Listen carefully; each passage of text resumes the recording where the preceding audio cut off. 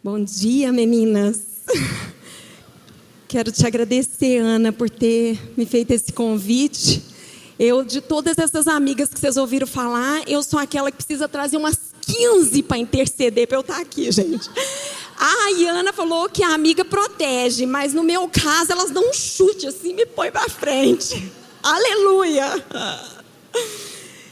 E eu queria nessa manhã, convidar você a fechar seus olhos.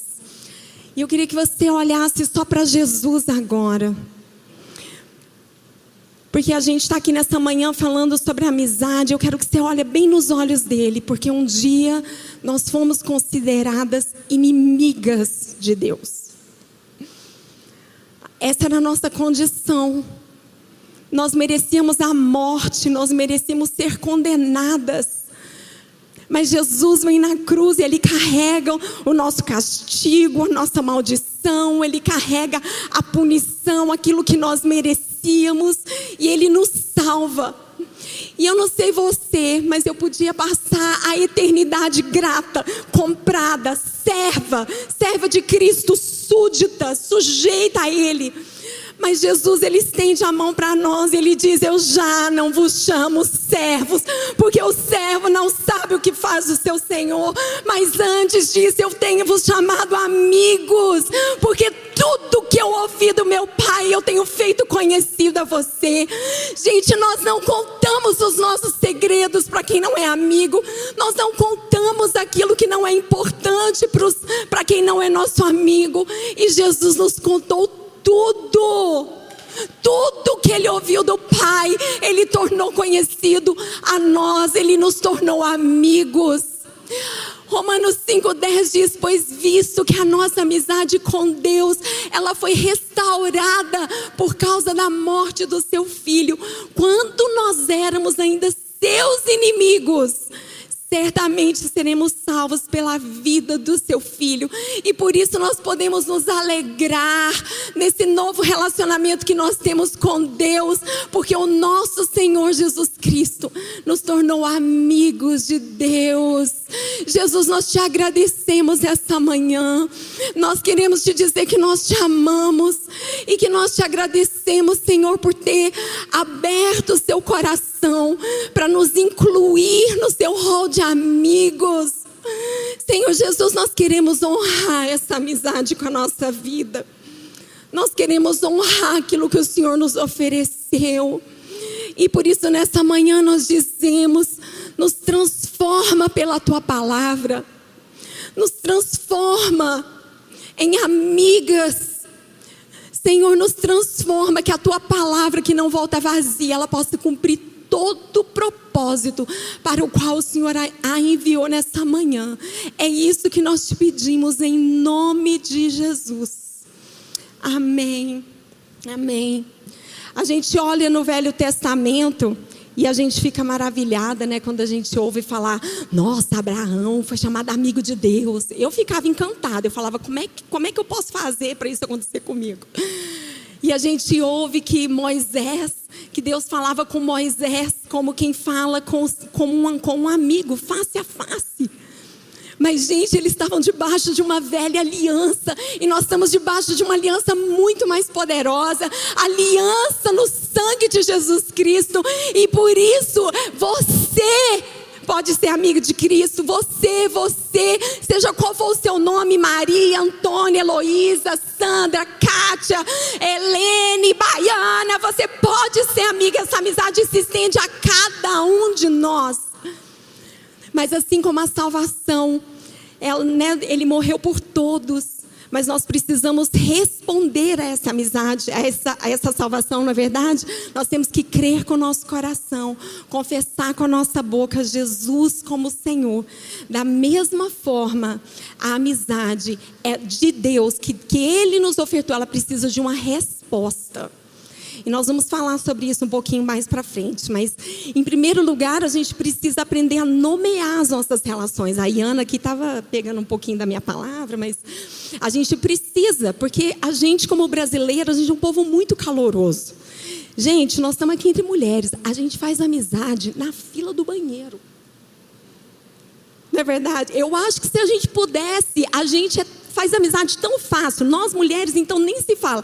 Eu acho que a gente conseguiria fazer amizade até pulando um paraquedas. Eu não testei, mas eu acho que a gente conseguia. Mas o problema disso é que a amizade vai ficando diluída. A gente vai banalizando o que a amizade realmente significa. E a gente precisa aprender a nomear essas relações corretamente. E eu quero te contar uma história. Quando meu marido mudou para Londres, ele mudou muitos anos atrás. Eu tenho cara de idoso, igual a filha da Zenete falou aqui. Mas, naquela época, mudar para outro país significava você perder a convivência com as pessoas que você tinha na sua nação, perder a convivência com a sua família. Era realmente uma vida assim, de muita renúncia. Não tinha WhatsApp, não tinha Facebook, não tinha nada dessas coisas.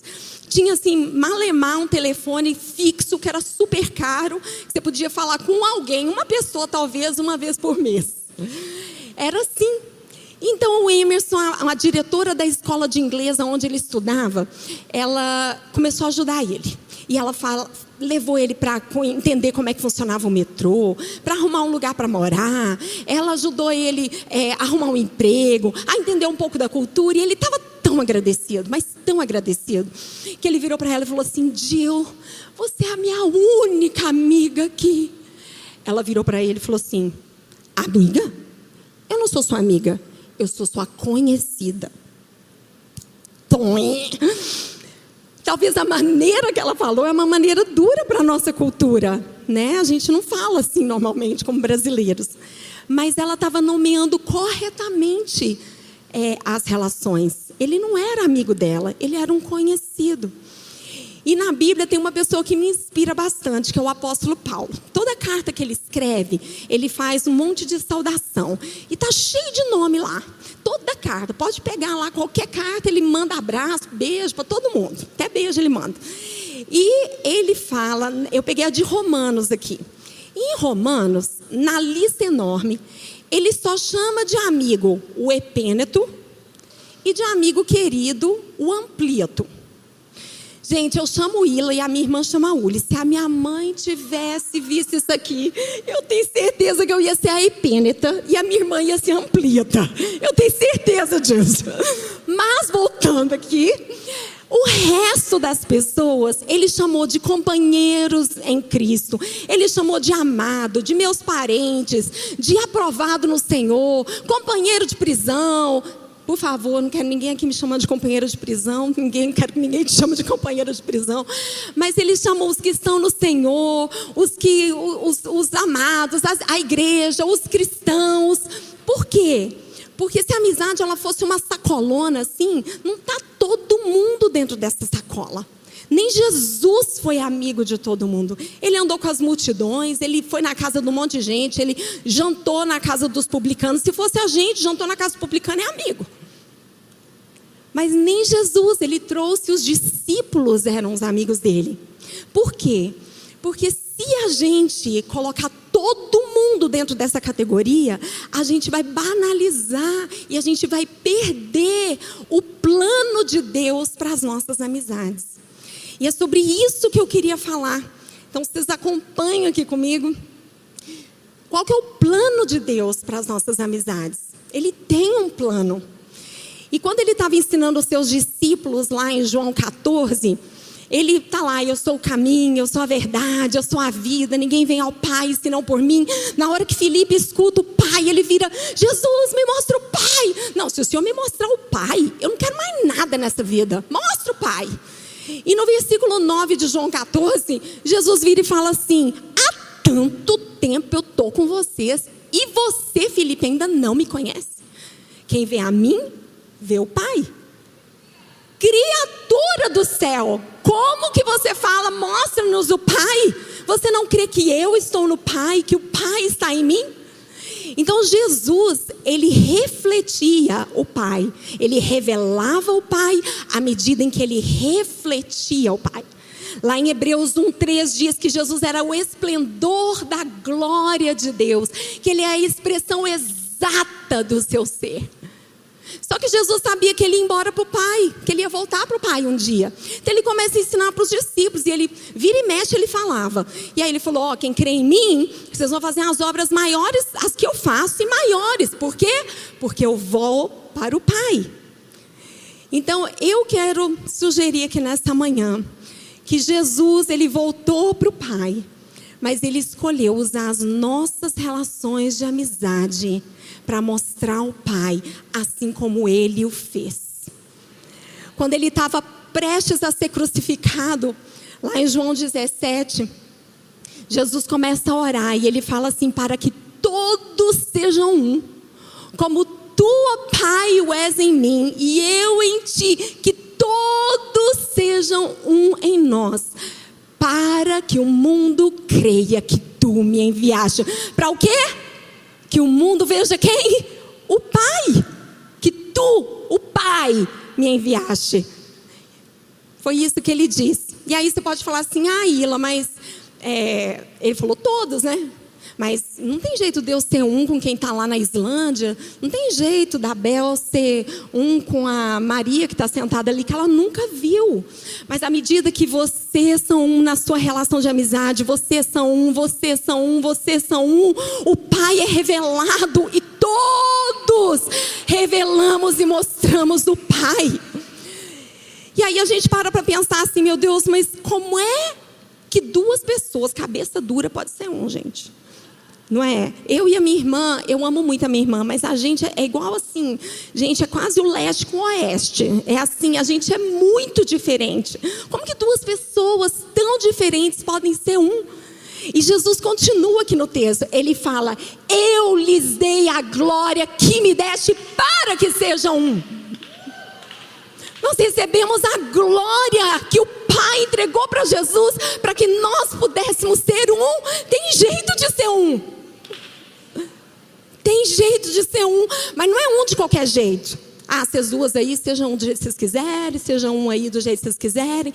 Não, ele diz para que sejam um como nós somos um. Nós quem? Como nós, como a Trindade é um. E eu fico fascinada, porque quando eu olho para a Trindade, eu fico fascinada com a relação que eles têm um com o outro. Né? A gente vê um Espírito Santo que ele não fala de si mesmo, mas ele fala aquilo que ele ouviu do Pai e ele nos revela, ele nos anuncia. A gente vê esse mesmo Espírito glorificando Jesus em nós. A gente vê um Jesus que vira e fala assim, eu não sou bom, bom é meu Pai que está no céu. E as obras que eu faço, não sou eu que faço, é o meu Pai que faz as obras em mim. E a gente vê um Pai que vira e fala, exalta o Filho, e dá para ele um nome que está acima de todo nome. Então nós vemos essa perfeita unidade, onde um serve o outro, onde um levanta o outro, onde um glorifica o outro, aquela relação. E esse texto de João 17, ele continua, ele fala, eu neles e tu em mim, para que eles sejam perfeitos em unidade, como nós. Ele disse que é possível, perfeitos em unidade, como nós, a fim de que o mundo conheça que tu me enviaste. Mas eu pergunto para você, o que as nossas amizades têm mostrado para o mundo? O que nós temos mostrado para o mundo? Na Bíblia, quando a gente vê vários exemplos de amizade, a Iana até citou alguns aqui, eles foram deixados ali como exemplos, como modelos daquilo que Deus pode fazer através das nossas relações.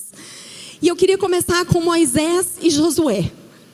Moisés, a gente sabe, ele foi chamado por Deus para libertar o povo, né, do Egito e levar eles para onde? Para a terra prometida. Aí acontece aquele BO lá, que ele corta a orelha mata um egípcio e sai correndo para Midian. Mas pensa, os 40 anos que ele teve em Midian, todo o êxodo, e mais os 40 anos no deserto, gente, tudo que esse homem queria era chegar na bendita terra prometida. Era o rumo dele, era o que ele mais queria, ele não via a hora de chegar nessa terra prometida. Mas ele e Arão, eles falham em santificar o nome de Deus ali nas águas de Meribá. Ele tinha que falar com a rocha, e ele vai lá, bate na rocha, e Deus vira e fala assim, agora você não vai entrar mais. E lá em Deuteronômio 3, Moisés começa a dizer, ele começa a falar, eu insisti muito com Deus. Ele fala assim, eu implorei para ele me deixar entrar. E nos versículos 26 a 28, ele contando, né? O Senhor muito se indignou comigo. Ele não me ouviu, antes me disse, vai lá e dá ordens a Josué. Sabe aquilo que você mais quer? Sabe o lugar que você está esperando a vida inteira para chegar? Vai lá, porque quem vai conquistar é Josué, seu amigo. E não só isso, você vai fortalecer, você vai animar e você vai encorajar Josué. Quantas de nós, se o Senhor hoje virasse e falasse assim, sabe aquele livro que você quer escrever? Sabe aquele lugar que você quer chegar? Aquele projeto que você sonhou a sua vida toda? O seu propósito agora é ver a sua amiga conquistar. E não só isso, mas você vai fortalecer, vai encorajar e vai animar ela. Mas Moisés abriu mão dos seus interesses para que o plano de Deus se cumprisse. A gente olha Ruth e Noemi. Noemi, ela tinha um marido, ela tinha 2 filhos. E aí ela perde o marido, perde os 2 filhos, e ela vira para sua nora e fala assim, gente, volta aí para o seu povo, para a sua terra, né? Porque não dá. Nem se eu tivesse um filho agora, você vai ter bengala até ele crescer. Não tem jeito. E aí a órfã vai embora. E Ruth vira para ela e fala assim, você não me inste para que eu te deixe. Para de me insistir para eu me afastar de você, porque aonde quer que tu fores eu irei, aonde quer que pousares ali também pousarei, o teu povo será o meu povo, o teu Deus será o meu Deus. Sabe o que ela estava dizendo? Você não tem mais nada para me oferecer, mas eu não te deixo. Amizade sem interesses. E, gente, naquela época você perder um marido era perder o sustento. Mas ela abriu mão do seu interesse. E porque ela fez isso, o plano de Deus se cumpriu. E engraçado que às vezes quando a gente abre mão do nosso interesse, Deus inclui a gente. Ela abriu mão do seu interesse e Deus incluiu ela. E ela virou vovó de Davi, de cuja linhagem Jesus viria. A gente tem também Davi e Jonatas. Jonatas era filho do rei Saul. Então ele era o quê? Herdeiro da coroa. Gente, sempre foi assim, sempre será assim, até hoje. Se o rei Charles morrer, quem que assume o trono? O príncipe William. Mas a Bíblia diz em 1 Samuel 18:1 que a alma de Jonatas se ligou em uma profunda amizade com a de Davi. E Jonatas o amou como quem ama a sua própria alma. E sabe o que ele fez? Sabe essa coroa aqui? Sabe a coroa que me pertence? O título que me pertence? A posição que me pertence? Assim, toma, é tua. Sabe aquilo que é meu por direito? Toma! Em 1 Samuel 23:17, ele diz, você será rei de Israel. E ele não fala assim, eu vou estar tão arrasado de ver você ter aquilo que era para ser meu, eu vou estar tão assim fora de mim que eu vou ter que sair correndo. Não, a Bíblia diz que Jonatas virou e disse, e eu estarei lá do seu lado. Eu vou te dar o que é meu e eu vou estar lá do seu lado. E a gente tem Jesus. Jesus, gente, ele abriu mão da glória dele por nós. Por nós. E quando eu estava me preparando, eu me deparei com esse texto. Estava lá na minha leitura diária, acabou que coincidiu. Um texto em Mateus, quando Jesus está prestes a ser preso. E aí um dos discípulos vai lá, pega a faca, decepa a orelha do filho do sumo sacerdote. E Jesus tem uma resposta incrível, porque ele vira e fala assim, você acha mesmo que se eu pedisse para o meu pai agora, nesse momento, ele não mandaria mais de 12 legiões de anjos? Mas ele diz, como se cumpririam as escrituras? Então Jesus, ele abre mão do seu próprio interesse. Ele falou, pai, se for possível, passa de mim esse cálice, mas não seja feita a minha vontade, mas a tua. E o que aconteceu? Porque ele abriu mão do seu interesse. Ele cumpriu o propósito de Deus na sua vida, na minha vida. Todos eles, todas essas amizades, eles estavam focados em cumprir os planos de Deus acima dos seus próprios interesses, movidos por amor. Em Provérbios 17, não é isso que diz? Em todo tempo, ama o amigo. A Ana falou sobre isso. A Miriam também tinha mencionado. Não fala em todo tempo, procura alguém para te amar. Procura um amigo que vai lá, né, amaciar você, te elogiar. Não, diz em todo tempo, você ama o amigo, você. E que tipo de amor que é esse? Em 1 Coríntios 13, quando a gente tem aquela lista enorme, né, sobre o amor, tem algumas coisas ali que parecem tanto com as nossas amizades. Porque nos versículos 4 e 5 diz o quê? O amor não arde em ciúmes. O amor não se envaidece. O amor não é orgulhoso.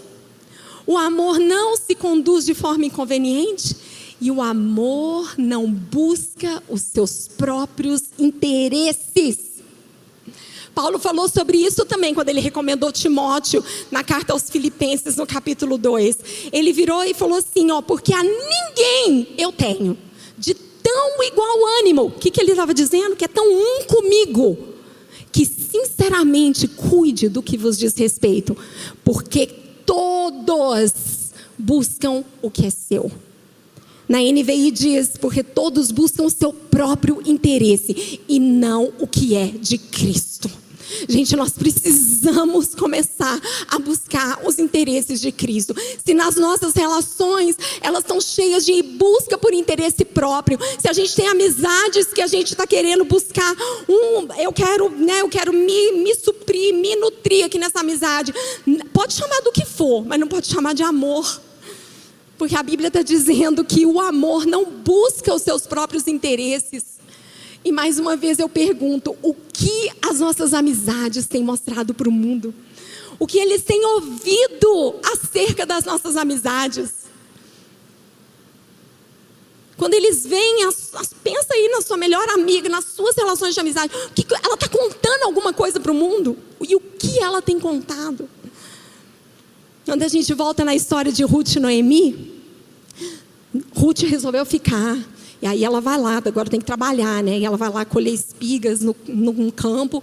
E coincidentemente era o campo de Boaz.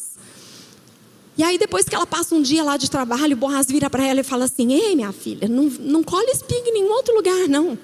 Olha as minhas servas aí, onde elas forem, vai atrás delas.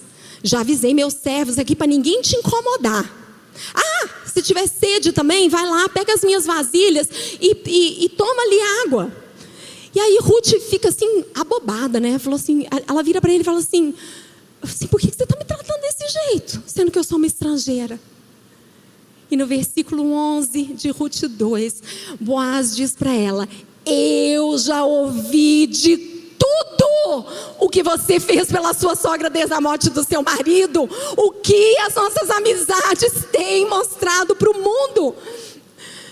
Em João 3,35, Jesus disse isso para nós. Ele disse, todos conhecerão que vocês são meus discípulos, se tiverem amor uns pelos outros. Gente, nós não fomos feitas como mulher para comparar, para competir, para julgar, para fofocar, para passar por cima, para buscar os nossos próprios interesses, para ter rivalidade, para ter conflito.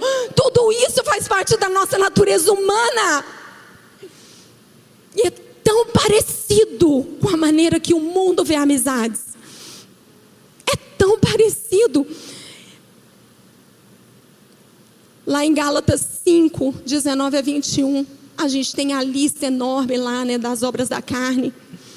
E lá no meio tem um monte que tem a ver com as nossas relações. E ele começa a dizer impureza, inimizade, ira, peleja, briguinha, dissensão.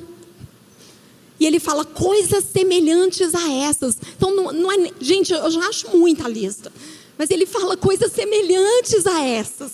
Então, talvez comparação, talvez o egoísmo, talvez a gente ficar buscando o próprio interesse. Está tudo ali no mesmo pacote. E é obra da carne. É pecado. E sabe o que, gente? Ele estava falando com um crente. Ele estava falando com um crente. E o texto ele termina assim: os que cometem tais coisas não herdarão o reino de Deus. Sabe por quê, gente? Porque voltando lá no início, a amizade que Jesus nos oferece, ela requer uma resposta. Ela custou caro. Ela custou tudo. Ninguém aqui pode dizer que não tem uma amiga. Você já nasce com uma amiga, com um amigo que é Jesus. Você já nasce assim.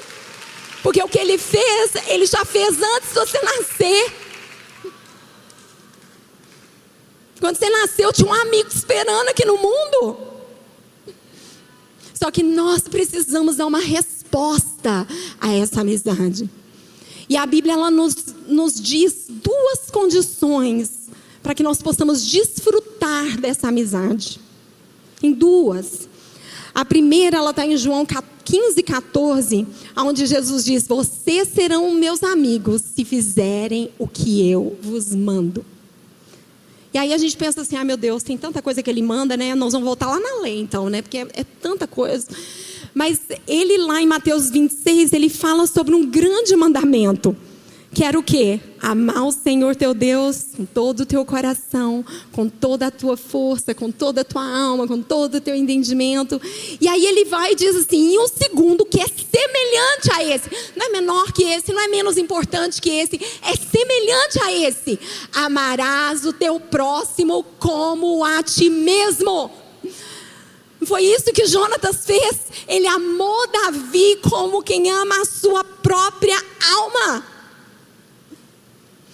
E o texto até continua, porque diz assim, que desses dois mandamentos depende toda a lei. Ou seja, a gente lê lá: levai as cargas uns dos outros. Não tem jeito se não ama o próximo. A gente lê: orai sem cessar. Não vai orar se não ama Deus. Então desses dois mandamentos depende tudo o que a gente faz. E Jonatas amou Davi como quem ama a sua própria alma. Abriu mão dos seus interesses. Entregou a coroa, entregou aquilo que lhe era de direito. Por quê? Porque tinha amor. E em segundo lugar, Tiago 4:4, a Bíblia diz: gente infiel, pois não sabeis que a amizade do mundo é inimizade com Deus? Aquele, pois, que se tornar um amigo do mundo, se torna inimigo de Deus. Gente, a gente tem mania de falar, né? Amigo do mundo ouviu música do mundo. Tem um monte de coisa que a gente fala, é do mundo. Mas aqui, quando a gente está falando amizade, de ser amigo do mundo, a gente está falando sobre a gente se afiliar, se amoldar, a gente se conformar, tomar a forma, tomar o molde do jeito que o mundo pensa, daquilo que o mundo faz.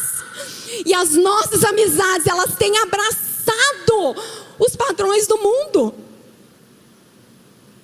E enquanto a gente está aqui distraída, cada uma procurando o seu próprio interesse, como é bem feito profissionalmente lá no mundo, os propósitos de Deus, eles deixam de ser cumpridos.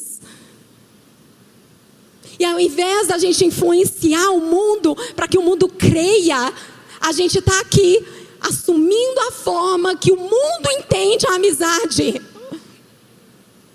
Gente, a amizade, ela devia ser uma troca de algo que é celeste, de algo que é duas pessoas comprometidas com os interesses do reino, com aquilo que é de Cristo.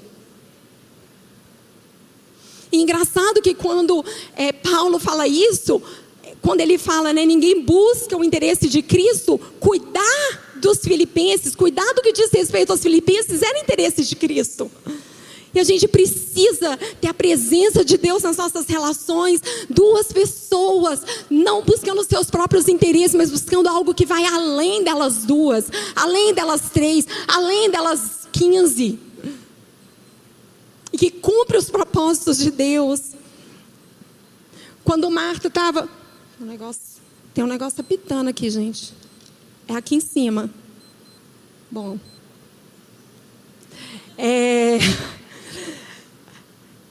A gente quando a gente fala de Maria, ela estava grávida de Jesus. E ela vai visitar sua amiga, sua prima Isabel, que estava grávida de João. E a Bíblia diz que assim que Maria saudou Isabel, o bebê ele pula dentro de Isabel. Mas quem fica cheia do Espírito Santo é Isabel, não era o bebê. Ele falou, Isabel ficou cheia do Espírito Santo. E quando eu li isso, o Espírito Santo falou para mim, será que vocês são tomadas de inveja ou tomadas pelo Espírito Santo? Quando Deus faz algo incrível na vida da sua amiga. Quando aquilo que você carrega vai só abrir caminho para aquilo que ela carrega. Gente, eu sei que isso aqui é uma manhã feliz. A gente está aqui celebrando a amizade. Mas se a gente sair daqui do mesmo jeito, não valeu de nada. Nós precisamos nos arrepender de toda a carnalidade que nós permitimos ditar as nossas relações de amizade. Nos arrependermos por buscarmos os nossos próprios interesses, por sermos maldosas, por sermos invejosas, por colocarmos o nosso ego no centro das nossas relações de amizade.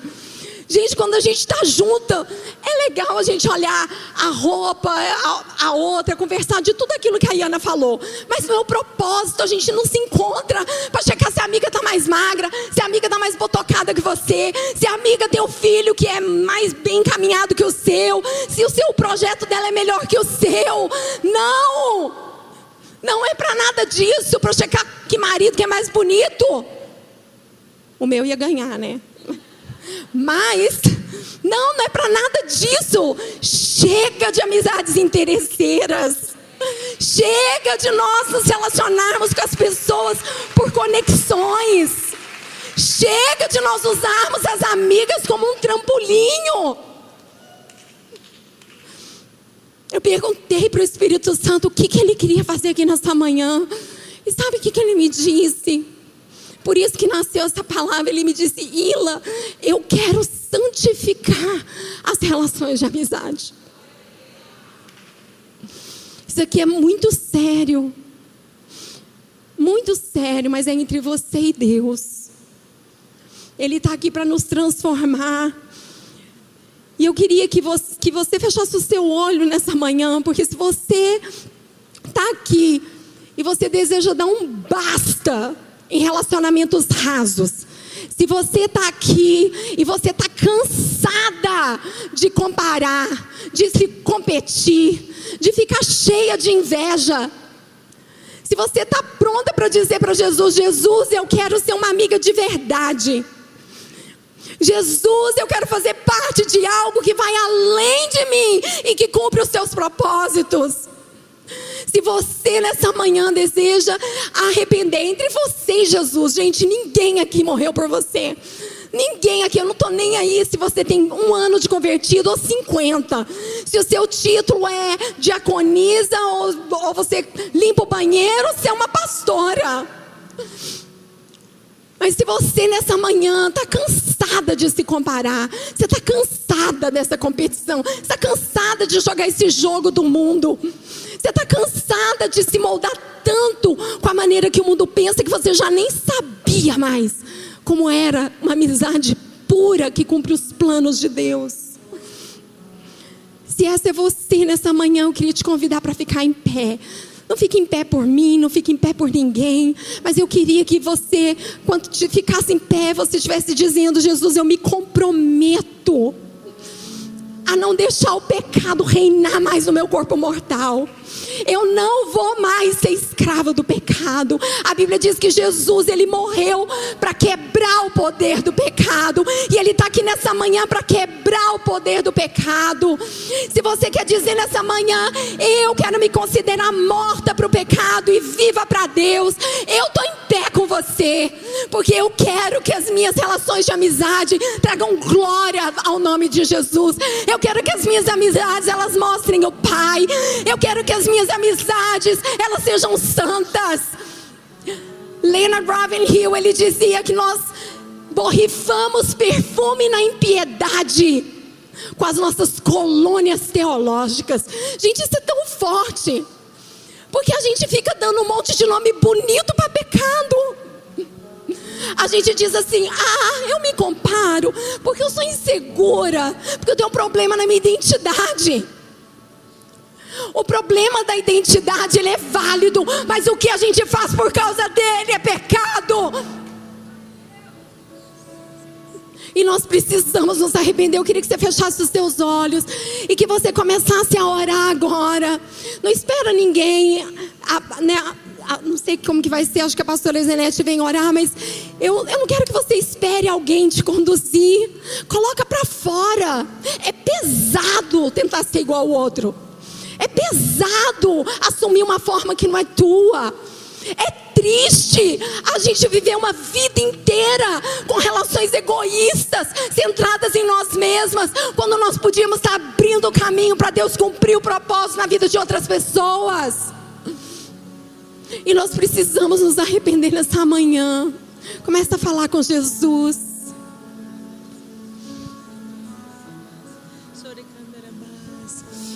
A pastora Zenete pediu para você mesma conduzir a oração. Mas sobe aqui então, Zê, para orar junto com ela. Oh, Jesus, nessa manhã nós nos prostramos diante do Senhor e confessamos o nosso pecado. Nós confessamos a ira, nós confessamos a inveja, nós confessamos a comparação, nós confessamos, Senhor, Deus, as dissensões, o egoísmo. Nós confessamos as nossas vidas buscando os nossos próprios interesses. Jesus, nós depositamos aos seus pés e nós te pedimos perdão. Nós dizemos: limpa o nosso coração, Espírito Santo, santifica o nosso ser. Ah, Jesus, cumpre os seus propósitos através de nós. Nós queremos mostrar o Pai para o mundo. Nós queremos que o mundo conheça o amor do Pai através das nossas relações. Nós queremos que o mundo te veja, e o mundo tem visto tanto da nossa carne. Nos perdoa, nos perdoa, nos perdoa, Jesus. Quando a nossa vontade, Deus, é sermos vistas, quando a nossa vontade é recebermos a coroa, quando a nossa vontade, Deus, é buscarmos, Deus, aquilo que achamos que é de direito nosso. Ah, nós confessamos diante do Senhor. Eu te peço, Senhor, passa por cada uma de nós nessa manhã, com as tuas águas que lavam, que curam, e faz de nós amigas, faz de nós amigas que abrem mão do seu próprio interesses e sonhos e desejos, Deus, buscando aquilo que é de Cristo. Ai, em nome de Jesus, em nome de Jesus, comece em nós, Senhor, que a partir do que o Senhor faz aqui nessa manhã, Deus, casas sejam revolucionadas, Deus, casamentos onde não havia mais amizade sejam restaurados, casamentos interesseiros, onde o cônjuge só busca aquilo que é seu, a sua própria felicidade. Arranca essa carnalidade de nós e nos santifica nessa manhã. Nós clamamos, nós clamamos. Ah, Senhor, opera uma cirurgia no nosso coração. Muitas de nós têm vivido assim uma vida inteira. Faz uma cirurgia em nós, nós clamamos. Ah, Senhor, nos dá um novo coração, um que é parecido contigo. O Senhor era a expressão exata do Pai. Nós não somos, nós somos a impressão tão embaçada do Pai.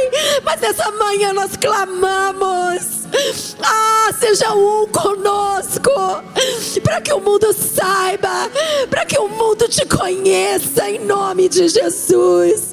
Muda histórias aqui nessa manhã, muda ministérios aqui nessa manhã. Ah, muda famílias aqui nessa manhã. Muda, Senhor, destinos. Senhor, nos dá coragem de entregar, Deus, aquilo que pertence ao outro, que pertence à nossa amiga. Senhor, a nos colocarmos ao lado das nossas amigas quando elas realizam aquilo que sonhamos. Nos dá coragem, Senhor, e a alegria, Senhor, porque a nossa alegria é cumprir os teus planos, a nossa alegria é fazer a tua vontade, a nossa alegria é viver para o Senhor, a A nossa alegria é te conhecer. A nossa alegria é sermos puras e santas. A nossa alegria é honrar aquilo que o Senhor fez por nós na cruz, Jesus. Essa é a nossa alegria, esse é o nosso desejo, essa é a vontade mais profunda do nosso coração. Senhor, então eu te peço agora, limpa, faz uma faxina. Se o Senhor precisar passar o machado para arrancar raízes profundas em nós, Senhor, arranca. Nós queremos te dar o controle da nossa vida. O controle, Senhor, que nós tentamos segurar tanto tempo, tentando fazer manobras para alcançarmos aquilo que achávamos. Senhor, nós depositamos aos seus pés e dizemos: seja feita a tua vontade em nós, seja ela qual for. Seja ela qual for. Em nome de Jesus. Nós não queremos cuidar Deus, Senhor, dos sintomas. Nós queremos que a causa seja arrancada do nosso coração. Em nome de Jesus. Em nome de Jesus. Em nome de Jesus. Em nome de Jesus.